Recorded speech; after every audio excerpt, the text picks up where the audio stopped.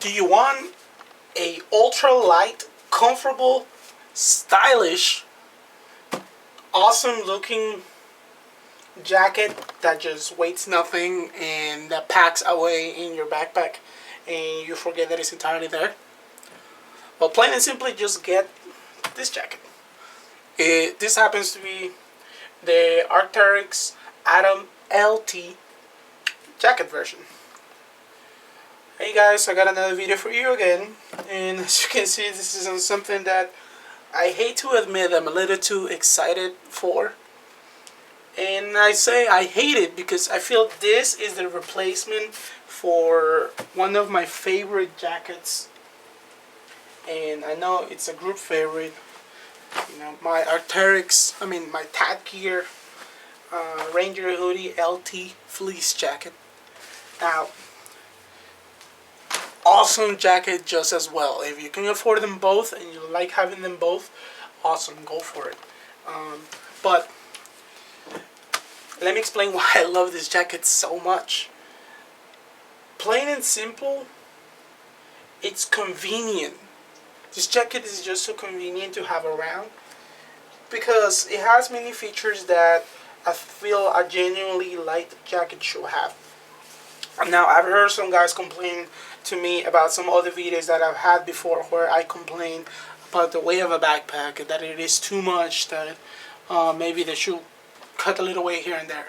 And trust me, I'm not an ounce counter. I don't cut the handles to my toothbrush when I go backpacking. I'm not that crazy. My backpacks weigh a lot, and whatever, I'll deal with it because I like them. But if I can save weight, I will, plain and simple, because you can feel it over time. Now, this is not to say that I go hiking and backpacking with like 15 pounds. Hell no. In the winter, I easily carry 30 pounds for a day trip. And it's because, you know, I just like carrying a lot of equipment that I know will get me through the hike and will get me through it all safely. But again, if I can save weight, you know, especially on my clothing, which tends to be something that a lot of times is heavy, I freaking do it. Now, I don't think many people know this, but the Atom LT, is actually the first product from Arc'teryx that came from their military and police line of clothing that then went to the outdoor markets. Usually it tends to be the other way around. Usually outdoor manufacturers come up with a outdoor version of a jacket and then they just switch the colors and make it military. Or they will just add some Velcro so you can put some patches and they'll call it the military version. But in this time, it actually was the other way around. Arc'teryx designed this jacket for the troops so they can wear underneath body armor and underneath their vest and be comfortable, be non-bulky, be out of the way. It became such a success, and then they later decided to implement the same. They just switched the colors to more outdoor colors, you know, the blues and the reds, and they put it in the outdoor, in the regular retailing market. And I mean, I'm pretty glad they did because this jacket has turned out to be one of the most popular. I'm surprised there's not that many videos out there about this jacket, but I think it's just an unanimous opinion that this is an awesome jacket. But I'm doing this review just to explain to some people out there who are wondering, you know, what will make this jacket so awesome. But anyway, as you can see, this is sort of a puffy, I guess you can call it that. It uses Core-Loft insulation, which is a synthetic insulation, which means that it's not as warm as down, but when this jacket gets wet, it will still allow you to retain some heat, unlike down when it gets wet, it will take the heat away from you. So technically this is a puffy, but the reason why I think this jacket is so popular and is so stylish is that it doesn't have your typical like waffle pattern that puffies tend to have. You know, a lot of times puffies just don't look good on you. It has a certain look, it has a certain style, classic look, but I think Arc'teryx has always done a good job of giving their jackets that modern taste. You know, they make them look modern. Now, the features in this jacket are pretty straightforward. Just plain and simple. You have your front main zipper, which, by the way, is a butter smooth zipper. Arc'teryx does a great job picking the zippers. It might look like a fragile zipper, but this thing is like super smooth and easy to open, and I'm so happy with that. Look. But anyway, now the other feature that this jacket has, it has an internal pocket right here. That's it. Like it doesn't even have like a media port, which maybe they should improve that, but whatever. And then it has two side pockets on each side of the jacket. Now these pockets are actually hand warming pockets. You don't really want to put anything in here bigger than a cell phone because it would just bulk up. You probably won't be that comfortable. But these are super warm if you ever need to just warm up your hands on a cold morning. Now, the other great innovation with this jacket is this stretch panels that they use on the side. This is actually a hard fleece that has been added with some elastic to give it some elasticity, just to give it some flexibility. Now this not only is great when you have to move your arm and you have to stretch with it, but this actually dumps a lot of heat out of the jacket when you need it to. You have them on both sides, the end right about the armpit area. Now the other feature on this jacket is the cuffs. They are extremely comfortable. The end just about here. And just like past your wrist. They are made out of elastic, and they have, as you can see, this sort of taper extra fabric. I don't know if you can tell it very well, but it's super comfortable. It might look a little tight, but it does not cut circulation, and like I said, it's just a delight to have this jacket on. Plus, it weighs. Another reason why it's so comfortable is that it weighs nothing. That makes it like. It makes you not have to worry about having the jacket on. Now, I guess you can say this is a feature. The name is made out of reflective material, meaning that this will shine in the light. Oh, and the other thing is, the face fabric is not the most durable thing in the world. It's actually fairly stretchy, but fleece is stronger. Period.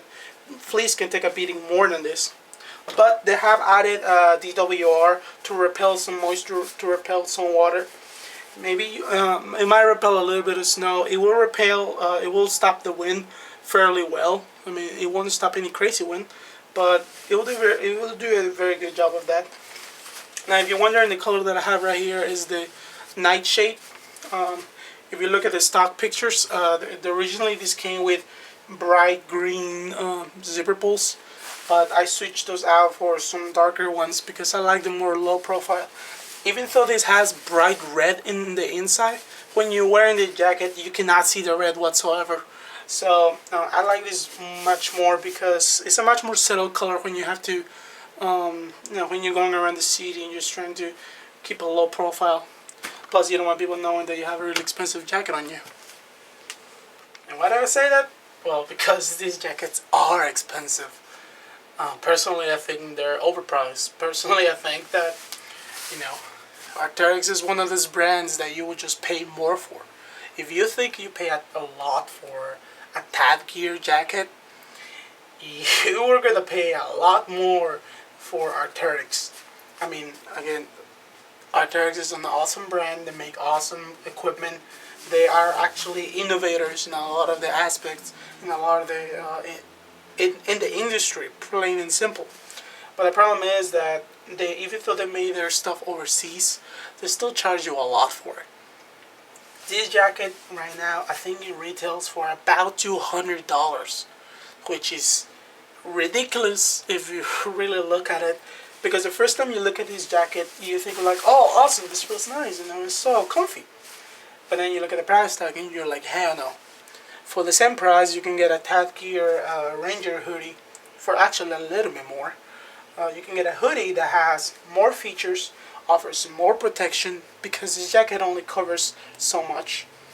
Has more features, more protection, and is made in America, and probably will last you longer. Now, I'm saying this while at the same time showing you the jacket, because I got a deal on this jacket. I got it for about 120, which to me that's a lot more reasonable. $120 for this jacket, I was totally okay with, because compared to other similar jackets, other puffies from Patagonia, from the North Face, that was a more competitive price. Now, but again, I got it right before the price went up. This jacket was about $180, $170 last year. This was before Arc'teryx raised the price in all of their products up for about 10% this year. I don't know why they did that. Maybe the market changed, maybe to account for, I don't know, the low American dollar. Who knows? But anyway, they're expensive. But are they worth it? Well, honestly, not for $200. If you can find them for less than that, and say go for it. Now, the colors, will vary depending on how you like. There is a military model, which is just the black one. This is a black one, and is a brown one that Arc'teryx call their crocodile color. They're all gray jackets. I went for a more urban friendly, more settled color. But anyway, let me show you a neat trick that Arc'teryx shows with this jacket.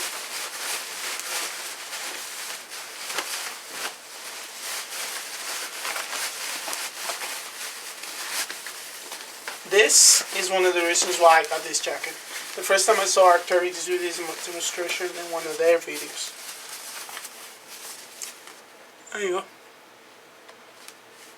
No need for a separate compartment, no need to stuff it in a pocket or in its own pocket. You just stuff it in the sleeve, you just push it down in your backpack, and there it is. As a comparison, I think I did this earlier in another video if you're interested. This is my Tad Gear Ranger Hoodie LT, the light model.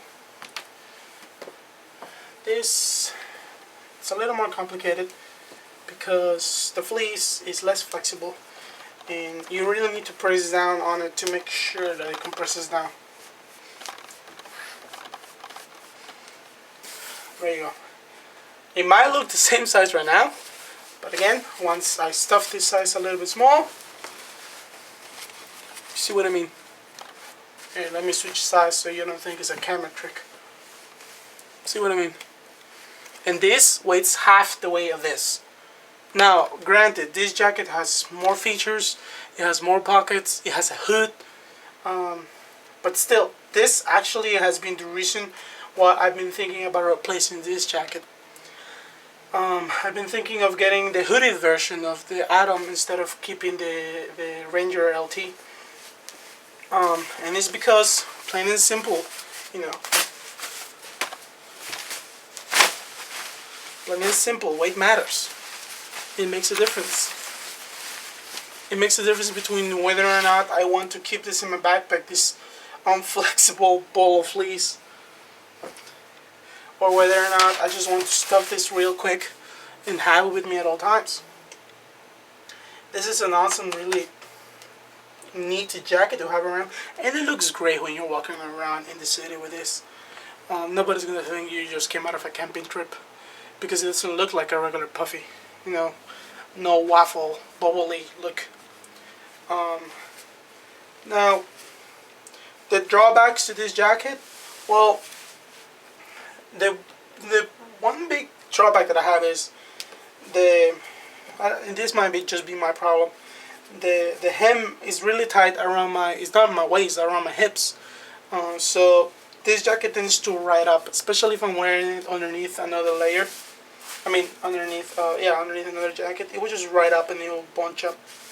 Now I got the jacket version originally because I wanted to layer it underneath my Ranger LT, and I didn't want to have a hooded version because I didn't want to have a hood underneath another hood, and if I ever have to put a hard shell underneath another hood, I didn't want to do that. But now I'm considering getting the hooded version, perhaps in another color, just for variety's sake, because I like having this jacket more in my backpack when I'm going light. Now, when winter comes, I'm probably going to switch to the Rangers again, because I like the full features and the full protection that those give me. The other drawback of this jacket is that only time will tell whether or not the insulation, the core loft, will stay in place and it won't like sag down.